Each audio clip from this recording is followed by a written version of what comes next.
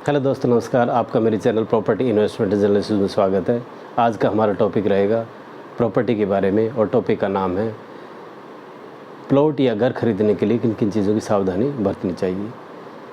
देखो, हर इंसान को अपने लाइफ में एक प्लॉट या फ्लैट अपने घर बनाने के लिए होता है और ये उसकी ज़िंदगी की सबसे बड़ी इन्वेस्टमेंट होती है। चाहे आप इस चीज़ को एनालिसिस करके देख लेना कि कोई भी अगर ज़िंदगी में जो मैक्सिमम पैसे जो लगाता है वो कहाँ पे लगाता है, तो सबसे बड़ी पॉकेट आप उसको यही कह सकते हो कि घर के लिए जो उसका पैसा जो लगता है वो ज़िंदगी में सबसे ज़्यादा होता है।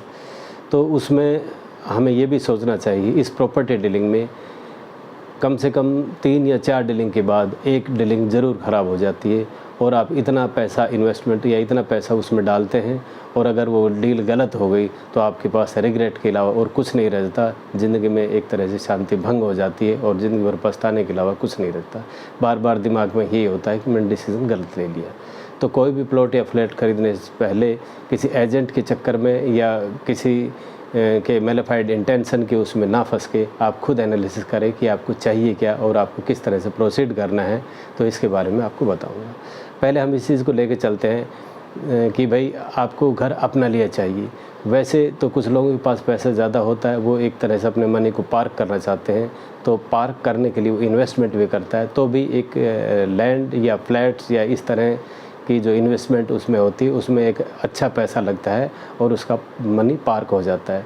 तो पहले हम अपने लिए जो घर खरीदते हैं उसके बारे में डिस्कस करेंगे।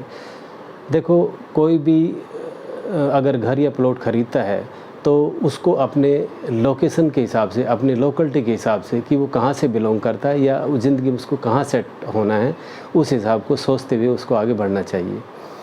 अगर उसकी transferable all India transferable services है या भाई ऐसा है कि मान लो किसी का बिज़नेस कहीं दूसरे सिटी में है, तो उसको ये एनालिसिस करना चाहिए कि अल्टीमेटली उसको लाइफ में रहना कहाँ है और तब उसे इस इन्वेस्टमेंट की तरफ जाना चाहिए।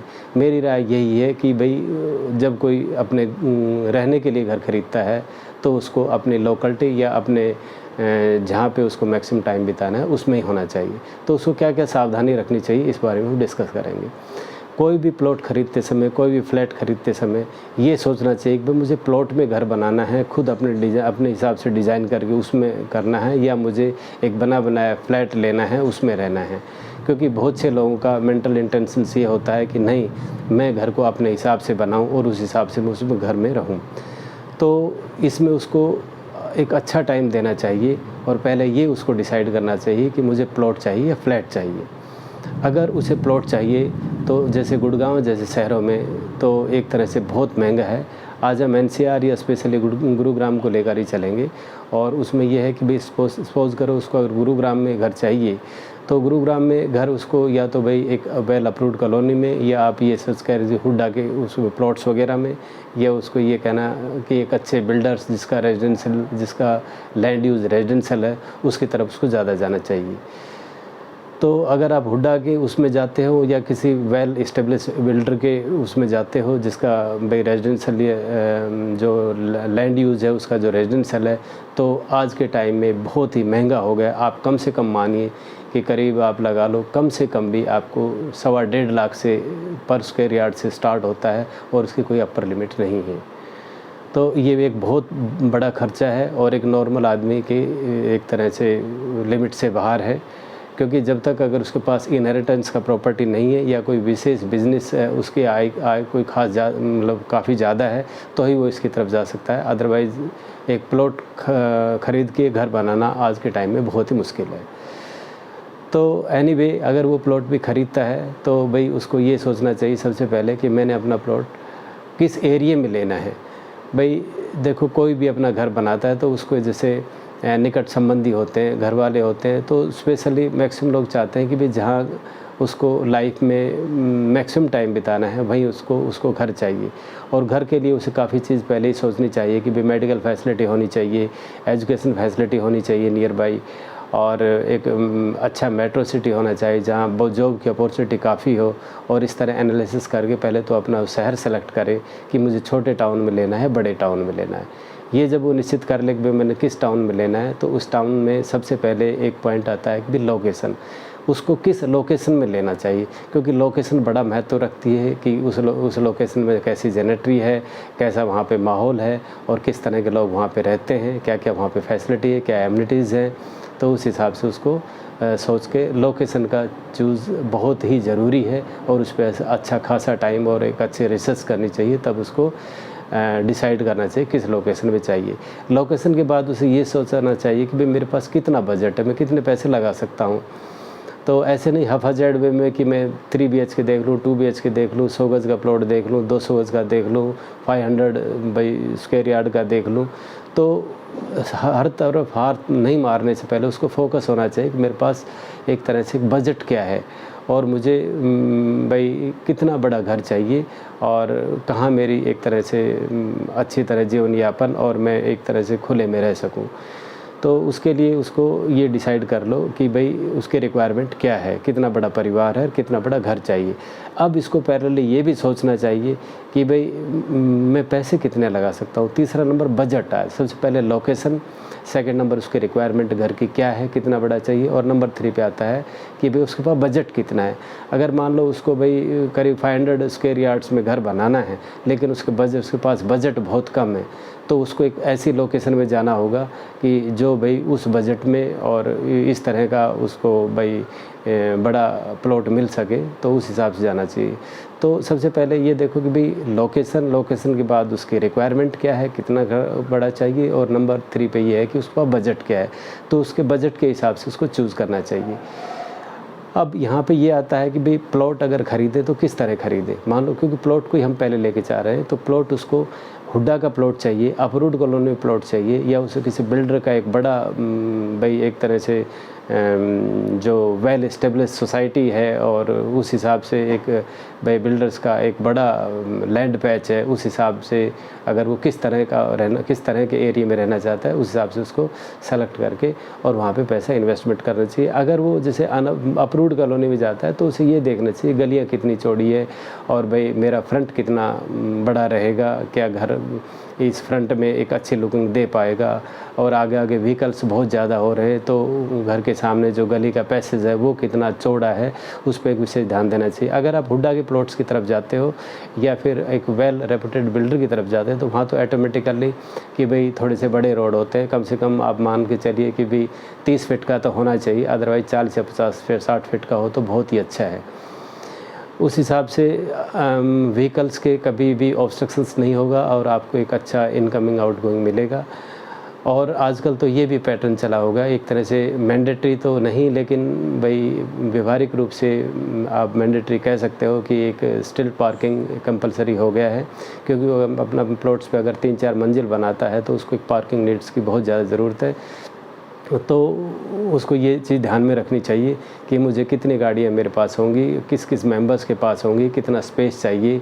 तो उसके दिमाग में यही रहना चाहिए कि भाई मेरी गाड़ियाँ बाहर खड़ी ना हो के और मेरे घर के अंदर इतना स्पेस होना चाहिए स्टिल पार्किंग में कि हम उस गाड़ियों को पार्क कर सकूँ। तो उस हिसाब से उसको पार्किंग छोड़नी चाहिए। और इन सब के पीछे उसको बजट को खास ध्यान में रखना चाहिए, क्योंकि जैसे जैसे वो एक अच्छी फैसिलिटी की तरफ, एक अच्छी एमिनिटी की तरफ जाएगा तो बजट बढ़ता ही जाएगा। तो उसको ये चीज़ भी सोचनी चाहिए। अगर वो गवर्नमेंट के ऑक्शंस का प्लॉट लेता है तो it is a very good. अगर ऑक्शन का प्लॉट नहीं, वो रीसेल यूज में लेता है तो भी वेरी गुड। लेकिन रीसेल में नॉर्मली क्या होता है कि बने बनाए घर ज़्यादा मिलते हैं और खाली प्लॉट बहुत ही कम मिलते हैं। तो रीसेल में भी एक अच्छी चॉइस के हिसाब से उसको प्लॉट मिल जाता है। और अगर बना बनाया प्लॉट है तो उसको एक तरह से जो कॉस्ट या कंस्ट्रक्शंस वगैरह के बारे में भी सोचना चाहिए कि मुझे डिमोलिश करके तब बनाना होगा या मैं इसमें रह पाऊँगा या कितना पुराना ये बना हुआ है। ये सब चीज़ें ध्यान में रख के उसको आगे बढ़ना चाहिए। और जैसे ही उसको एक तरह से भाई मन में ये चीज़ सेट हो जाती है कि भाई ये घर मेरे लिए सही है, मान लो प्लॉट ही अगर वो खाली ले रहा है तो उसके बाद कंस्ट्रक्शन के बाद वो ऐसे वैसे बिल्डर्स को ना लाए जो उसके कंस्ट्रक्शंस वगैरह करे। उसके लिए भी एक अच्छा ब्रांडेड अगर वो घर बनाने वाला मिले तो एक ज़्यादा अच्छा है। अगर कंपनी की तरफ से बनवाता है तो उसका सिरदर्द ख़त्म हो जाता है और एक अच्छी फिनिशिंग देता है। अगर वो ऐसे ही किसी भी राजमिस्त्री को लेकर खुद मेहनत करके खुद बनाना चाहता है, हालांकि कॉस्ट कम आ जाएगी उसमें, लेकिन क्या है कि वो उतनी अच्छी फिनिशिंग नहीं दे पाएगा। तो ये चीज़ें भी आपको ध्यान में रखना चाहिए। और अगर भाई आपका किसी को बना बनाया घर लेते हैं, अगर आपको पसंद है तो आप अपने हिसाब से छोटा मोटा उसको मॉडिफाई कर सकते हैं या ना कर सकते हैं, उस चीज़ को भी पहले ही प्लॉट का डीलिंग होने से पहले एनालिसिस कर लेना चाहिए कि इस घर में मैं रह पाऊँगा कि नहीं पाऊँगा, इसमें भाई मैं और हाई राइज अगर करना चाहूँ तो और उसमें फ्लोर ऊपर बन सकते हैं कि नहीं बन सकते मेरे रिक्वायरमेंट के हिसाब से, ये सब चीज़ें ध्यान में रहनी चाहिए। अब सबसे मुद्दा ये है कि अगर आपको कोई चीज़ पसंद आ जाती है तो आप जैसे किसी प्रॉपर्टी डीलर या एजेंट के थ्रू लेते हैं तो सबसे पहले ये देखें इसके पास रेरा है भी कि नहीं, क्योंकि रेरा होने से ये है कि वो रेरा वाला बंदा बहुत सी चीज़ों के लिए रिस्पॉन्सिबल होगा, जैसे कि उसके पेपर वर्क्स जो होता है, कल ना आपने डीलिंग कर ली और बाद में पता लगे कि पेपर वर्क्स है नहीं, जिस बंदे ने इसको सेल किया उसके नाम पूरा प्लॉट ही नहीं है और वो उसकी रजिस्ट्री तो 2-3 लोगों के नाम है, और तो क्या है कि बाद में कोई दूसरा जो हिस्सेदार होता है वो उसमें लिटिगेशन शुरू कर देता है, कोर्ट केस डाल देता है, फिर एक प्रॉब्लम हो जाती है। तो पेपरों को बहुत अच्छी तरह से चूज़ कीजिए, उसमें भाई एक रजिस्ट्री का ही लेना ज़्यादा ठीक है, उसमें म्यूटेशन कंप्लीट हो, वो एक और भी बहुत ही ज़रूरी है कि म्यूटेशन से ही एक तरह से मालिकाना हक मिलता है। प्रॉपर्टी को कभी भी आप पावर ऑफ अटर्नी के बेसिस पे या एग्रीमेंट के बेसिस पे मत खरीदिए, जब तक आपकी स्टैंप ड्यूटी उस पर नहीं खर्च होती तब तक एक तरह से वैलिड नहीं माना जाता। जो गवर्नमेंट जो सिस्टम है उसमें फ्री होल्ड के लिए म्यूटेशन होना बहुत ज़रूरी है, तो इस चीज़ पर आप विशेष ध्यान दीजिए कि जब तक आप म्यूटेशन ना करवा लें तो वो घर एक तरह से आपका नहीं है। और जब भी आप उसको पेपर को एनालाइज़ करते हो तो उसमें ये देखना कि कोई उसमें ड्यू तो नहीं है, क्या किसी तरह के उसमें भाई चार्जेस तो बैलेंस नहीं है, जो एक तरह से आप उसको कहते हैं इनकम्बरेंस सर्टिफिकेट्स। इसका मतलब ये है कि भाई कोई उस पर लोन तो नहीं है, या भाई कोई किसी तरह का मेंटेनेंस म्यूनसिपलिटी का बकाया तो नहीं है, बिजली बिल, पानी बिल, या भाई और किसी तरह की पेनल्टी तो नहीं है। तो उस सब चीज़ों को आपको ध्यान में रख के और एक तरह से अच्छे एनालिसिस कर लेना चाहिए। आपको अगर इस चीज़ का ज्ञान नहीं है तो प्रॉपर्टी एजेंट की हेल्प लीजिए और आप सभी एक्स्ट्रा चार्जेस से पहले ही उससे फारिग हो लीजिए। फिर आप ये भी देखिए कि भाई अगर मैं जो प्लॉट ख़रीद रहा हूँ या बना बनाए घर ख़रीद रहा हूँ वो किसी के दूसरे के ऑक्यूपेंसी में तो नहीं है, अगर कोई उस पर रेंट रहता है तो वो तो कोई लिटिगेशन का कारण नहीं है। तो कोई भी डील करने से पहले आप देख लीजिए वो घर एक तरह से खाली होना चाहिए, तभी आप उसको ख़रीदने के लिए आगे बढ़े। और एक मेरे आपसे अच्छी ये भी सलाह है कि इस तरह की जब आप डीलिंग करते हैं तो बैंक को भी इन्वॉल्व कर लीजिए, चाहे आपको लोन की ज़रूरत ना हो लेकिन फिर भी उसमें पार्ट लोन उस पर ज़रूर ले लीजिए। उसमें क्या होता है कि आप तो अपने हिसाब से पेपर वगैरह ये सब चीज़ें चेक करोगे ही, उसके बाद बैंक भी चेक करेगा, तो डबल चेक, एक तरह से डबल सिक्योरिटी चेक हो जाता है और उसमें एक आपको ज़्यादा प्रोटेक्शंस मिलती है। क्योंकि कोई भी रजिस्ट्री या भाई रजिस्ट्री का प्लॉट या इस तरह का जो भाई मकान है तो उसमें क्या है कि लास्ट हम 12 ईयर्स या 30 ईयर्स का हम उसमें बैकग्राउंड चेक करते हैं, किस किस के नाम रहा है, किस किस के हिस्से में ये रहा है और कहाँ कहाँ ट्रांसफ़र हुआ है, तो पूरी चेन क्लियर है कि नहीं। तो बैंक इसको अच्छी तरह से करता है। तो एक एडवाइस ये भी है कि बैंक को इन्वॉल्व कर लो तो और भी ज़्यादा अच्छा रहेगा। और ये चीज़ें जब भी आप डील करते हो तो मतलब इस पे जल्दबाजी मत करिए, इस पे एक अच्छा टाइम दीजिए, घर में अच्छी रिसर्च कीजिए, सभी घर वालों को इसमें इन्वॉल्व कीजिए, जिसको प्रॉपर्टी में थोड़ा बहुत ज्ञान है उसको भी आप इनमें इन्वॉल्व कीजिए और इसको एक अच्छी तरह से भाई देखभाल के तभी आप अपने सपनों का घर लीजिए, तभी आप शांति से उसमें रह पाओगे। ये तो एक हमारे प्लॉट की बात रही। अब मैं जाता हूँ कि फ्लैट में भी एक वही प्रोसीजर है कि आप लोकेशन देखिए, उसमें बजट देखिए, उसमें आपके रिक्वायरमेंट देखिए, 2 BHK या 3 BHK किस तरह के आप घर खरीदना चाहते हो। क्योंकि सोसाइटी का आजकल पैटर्न बहुत अच्छा है और एक ट्रेंड चला हुआ है सोसाइटी में रहने का, उसमें सबसे अच्छी बात यह होती है उसमें सिक्योरिटी एक बहुत अच्छा पॉइंट है। हालांकि उसमें मेंटेनेंस करीब आप जिस हिसाब से आपका घर है उस हिसाब से 3-4% के हिसाब से पर स्क्वायर फीट के हिसाब से आपको उस पर चार्जेस मेंटेनेंस लगता है, तो उसके एवरेज में आपको एक भाई सिक्योरिटी मिलती है, प्लस एमिनिटी बच्चों के खेलने कूदने का पार्क वगैरह, खेल वगैरह के जो इक्विपमेंट्स वगैरह ये सब चीज़ें मिलती है और भी बहुत सी फैसिलिटी होती है। किसी भी तरह की आप घर में कोई प्रॉब्लम होती है, मतलब प्लम्बर की कोई प्रॉब्लम है, इलेक्ट्रिशियन की प्रॉब्लम है, they are looking after that. For that you have to give 3 और 4-5 रुपये पर स्क्वायर फीट आपको उसका चार्जेस होता है। ये आप माइंड में रख लीजिए कि कम से कम आप लगभग 3 से लेकर 7-8 हज़ार तक नॉर्मली आपको मंथली उसका खर्च देना होगा एवरी मंथ में। तो अगर आपने जैसे चूज़ कर लिया कि भाई आपका जो रिक्वायरमेंट है, बजट है और भाई लोकेशन के हिसाब से आपको एक फ़्लैट अच्छी तरह पसंद आएगा, तब उसके पेपर वो चेक करिए कि वो किसके एक्चुअली नाम है, उसकी कंप्लेंट से भाई कंप्लेंसी सर्टिफिकेट्स, इनकम सर्टिफिकेट्स और इस तरह के जो पेपर्स हैं वो सारे क्लियर हैं कि नहीं है, क्या वो लीज़ 99 ईयर्स की लीज़ है या 60 ईयर्स की लीज़ है, या वो फ्री होल्ड है, या किस तरह से वो ट्रस्ट के अंडर है या सोसाइटी के अंडर है, किस तरह के उसके पेपर्स हैं। तो ये आप अच्छी तरह जान लीजिए। कई बार क्या होता है कि ओनर्स के राइट्स होते हैं और 99 से 60 ईयर्स तक होते हैं, उसके बाद आपके राइट्स ख़त्म हो जाते हैं। लेकिन कुछ एक ऐसे होते हैं कि भाई आपका अगर उसकी म्याद ख़त्म हो जाती है 60 ईयर्स लीज़ या 90 ईयर्स लीज़ के बाद भी अगर उसकी टाइम ख़त्म हो जाता है और वो बिल्डिंग अगर डिमोलिश होती है तो आपके राइट्स रहते हैं। फिर से अगर उसको कंस्ट्रक्ट करोगे तो उसमें आपका हिस्सा होता है और नो प्रॉफिट नो लॉस पे फिर से वो बिल्डिंग बनती है, तो उसमें आप अपना फ्लैट मतलब फिर से ले सकते हैं। तो इसकी एक ओनरशिप के बारे में ध्यान रखना चाहिए। फ्लैट को हमेशा मैं तो ये कहूँगा कि भाई प्री लॉन्च मत लीजिए। प्री लॉन्च में बहुत सी प्रॉब्लम होती है, काफ़ी गवर्नमेंट ने इन पर शिकंजा कसा हुआ है, रेरा वगैरह भी काफ़ी हेल्पफुल इसमें हो रहा है, लेकिन फिर भी आप ये मानिए कि इसमें काफ़ी प्रॉब्लम्स हो जाती है। मैं आपको ये सजेस्ट करूँगा कि अगर बना बनाया घर आपको पसंद आ जाता है तो वो ज़्यादा अच्छा है। और सेकंड, एक तरह से रीसेल में जो फ्लैट्स मिलता है वो अच्छी पैसे में भी मिल जाता है, आपको वो महंगा भी नहीं पड़ेगा। तो बेटर यही कि आप रीसेल अगर ले तो ज़्यादा अच्छा है।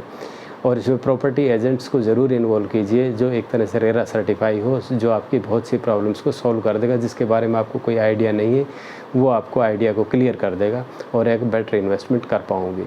तो इसमें आप जब भी इस तरह के डील करते हैं, ये एक हैवी डील है और मेरा आपसे निवेदन है कि इस हैवी डील में आपकी ज़िंदगी में शांति बनी रहे।